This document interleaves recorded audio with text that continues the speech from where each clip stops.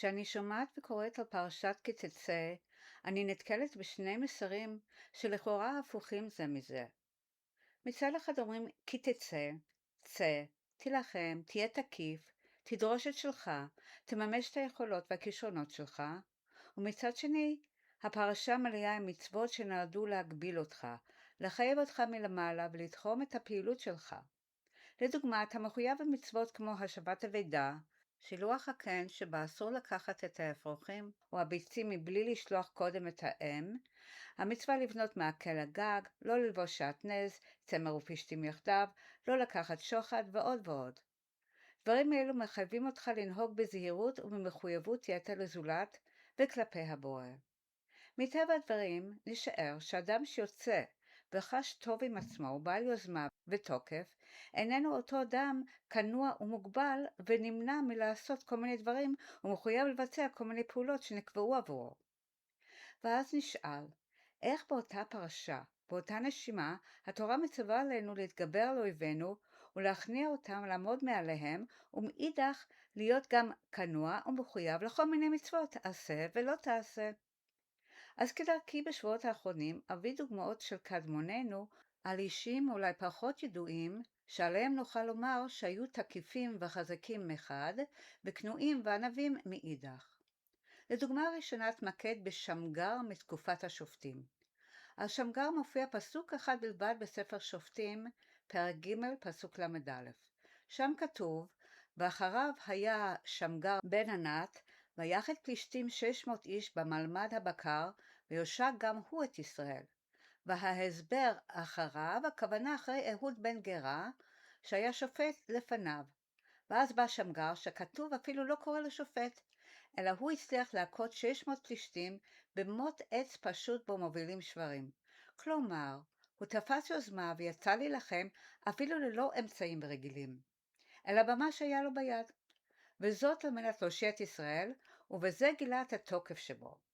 מאידך, נוכל להצביע על ענווה יתרה שלו, בכך שלא ביקש גדולה, ולמרות שנמנה בין השופטים, הפסוק לא קורא לו בשם שופט.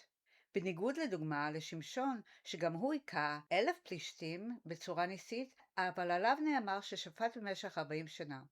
ואילו לגבי שמגר, המפרשים סוברים ששפט אותם לכל היותר במשך שנה אחת, ולאחר שהציל את ישראל חזר לביתו ולא ביקש שררה. אז אצל שמגר ראינו יוזמה בכך שהושיע את ישראל, וענווה בכך שלא ביקש שררה. נעבור לתקופת בית שני, תקופת התנאים, ונתמקד באדם מיוחד שנקרא בשם חנן הנחבא, שהיה נכדו של חוני המעגל. בתקופת בצורת קשה העם היה זקוק נואשות לגשם, וחנן היה ידוע כצדיק שתפילותיו נענות. חנן הבין שהעם סובל, אך הוא לא רצה להתפלל בפומבי כדי שלא יכנו אותו מחולל ניסים. במקום זה הוא יזם מהלך שעקף את השטח הציבורי. הוא לקח קבוצה של ילדי תלמוד תורה ויצא איתם לשטח אל מחוץ לעיר. שם הוא הביא ליוזמה שבה הילדים צעקו יחדיו וזעקו ביחד איתו נואשות עד שהשמיים נפתחו וירד גשם. ובזה בא לידי ביטוי כי תצא שלו. מאידך, למה בעצם נקרא בשם חנן הנחבא? מכיוון שברגע שהגשם התחיל לרדת, הוא היה בורח ומתחבא במערה או בבור כדי שאנשים לא יבואו להודות לו.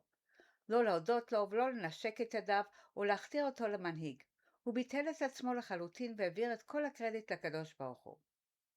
לדוגמה הבאה נעבור לתקופת האמוראים ונתמקד במר עוקבא, שעליו אמר שמואל שהיה רבו המובהק, על פי הפסוק מירמיהו, במילים דינו לבוקר משפט וצילו גזול מיד עושק, שהן הגדרה של מנהיגות תקיפה, אקטיבית ולוחמנית נגד עוולות חברתיות.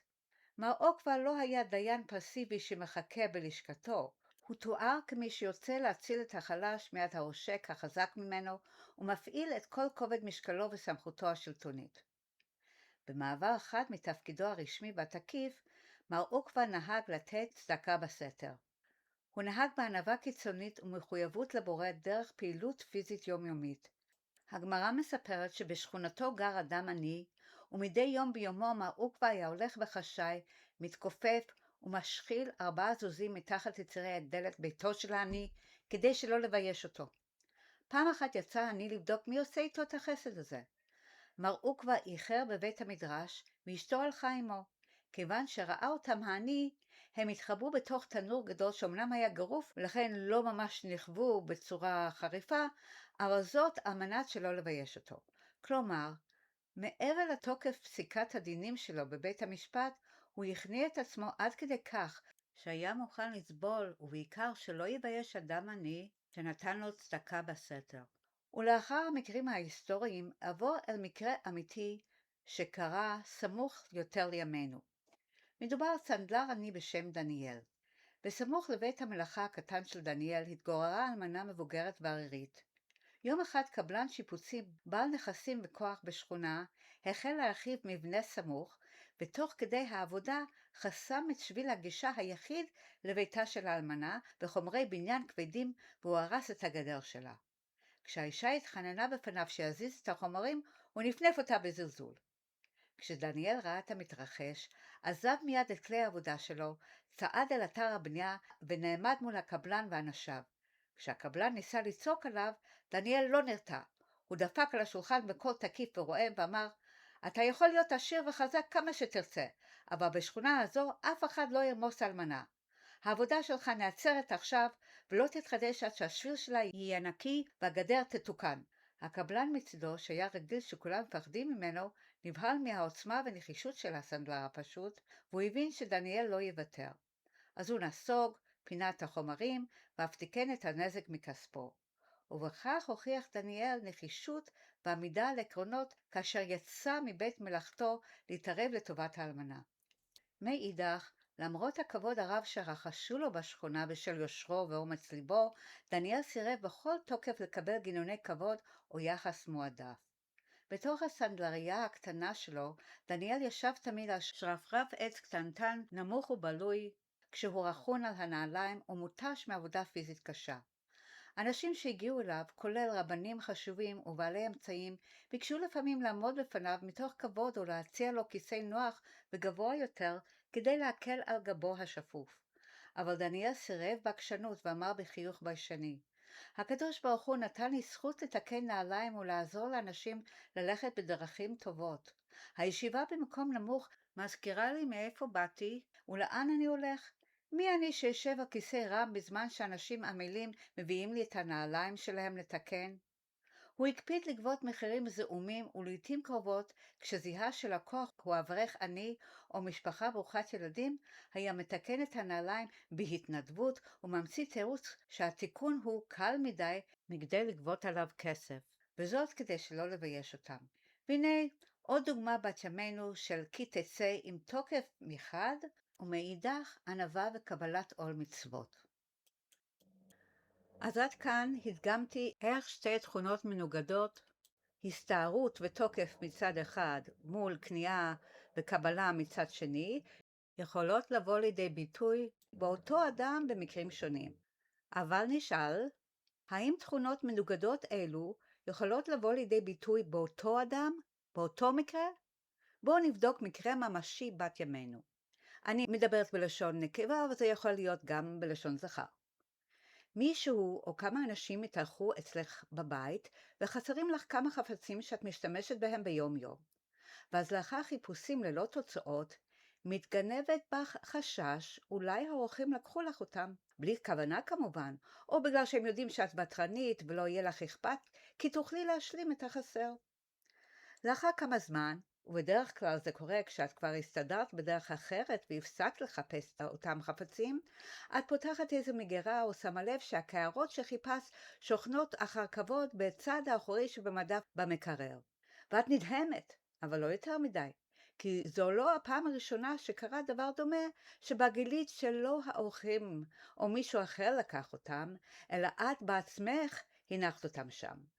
ננתח קצת את התחושות שיכולות לעלות בך במקרה כזה. כבר להתחלה, כאשר מתנגן לך בראש המסר החכם של שלמה המלך ממשלי, טוב ערך אפיים מגיבור מושל ברחוב מלוכד עיר, את לא שואלת מיד בקבוצת הוואטסאפ, ראיתם את הקערות? את נושמת נשימה ארוכה ולא מגיבה מיד, ובזה גילית יוזמה. מה יזמת? פעולת קיצצה קטנה על עצמך, כזו שנותנת לך כוח להתגבר על ההרהורים שבאים מאליהם, כמו וואו, שוב ניצלו את טוב ליבי. אבל אז גם את נכנסת לסוג של הכנעה שאומרת לך שנטייה כזו של מיד להאשים אחרים, אפילו כאפשרות, בלי לפנות אליהם ולשאול, לא ראויה. ושימי לב, החשיבה הביקורתית הפנימית הזו פועלת בשני הכיוונים שהזכרתי קודם. הכי תצא בצורת יוזמה ושליטה, שליטה על עצמך, כזו שמונעת ממך תגובה מיידית כעוסה, ומצד שני גם הכנעה לקבל עלייך לא רק את השתיקה המיידית, אלא התודעה שגם אם נגרמה לך אי נעימות ותסכול, זה בא מגבוה. וכשאלו הנחות הפתיחה שלך, אם יהיה צורך להגיב, לשאול ולחקור, תעשי את זה יותר באיפוק, בתבונה ומתוך קבלה. אבל גם במקרה כזה, כדאי שתהיי ערה לתופעה חמורה. ייתכן בצד אפל שבך ינסה להוריד את ערכך בעיני עצמך, עם אמירות כמו, זה כל הזמן קורה לי, תמיד אני מאשימה אחרים ולא את עצמי, אין לי תקנה. וגם במקרה זה, את משתמשת ממש בשתי התכונות הניגודיות שהזכרתי. מצד אחד את מתגברת ומתעלמת מתחושות הלוזריות שמוכתבות לך מבפנים, וזאת מכוח הסתערות פנימית שבכי תצא, ובו זמנית את ממשיכה בדרכך החיובית מאותו כוח עצמו. ומצד שני את נאחזת בכוח ההכנעה הנדרשת מתוך התחברות על מצוות התורה ועל דרך התורה. אז מה אתם אומרים? יוזמה והכנעה יכולות לפעול אצל אותו אדם ובאותו מעשה? אשמח לשמוע את דעתכם במערכת התגובות פה למטה.